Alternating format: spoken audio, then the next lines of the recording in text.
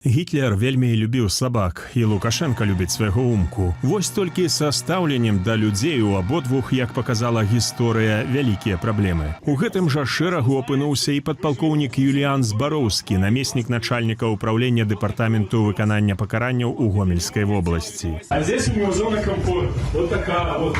Здесь электричество привезено, все привезено. Пройдемте дальше в самую охренительную комнату.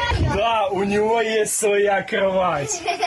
И вот здесь вот все утеплено. А ў гомельскай калоніі, якую ахвотна курыруе Збароўскі, не ўцеплена. Вось што расказвае пра ўмовы утрымання там Паліна Шарэнда-Панасюк.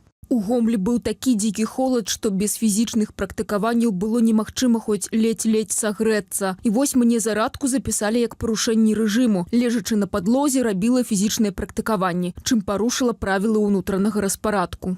Вынікае, што ўмовы для сабакі Збароўскага нашмат лепшыя за тыя, што ён стварыў для жанчын палітзняволеных у гомельскай калоніі. Праваабаронцы сабралі мноства сведчанняў. Юліан Збароўскі асабіста збіваў палітвязняў, выбіваў напісанне прашэнняў аб памілаванні, учыняў правакацыі, каб потым яшчэ больш пагоршыць умовы ўтрымання. Красамоўным сведчаннем перакананняў грамадзяніна Збароўскага ёсць і аздабленне будкі ягонага сабакі Жорыка. Замест лукашэнкаўскай сімволікі бачым там сцяг расійскай імперыі і ПВК Вагнера.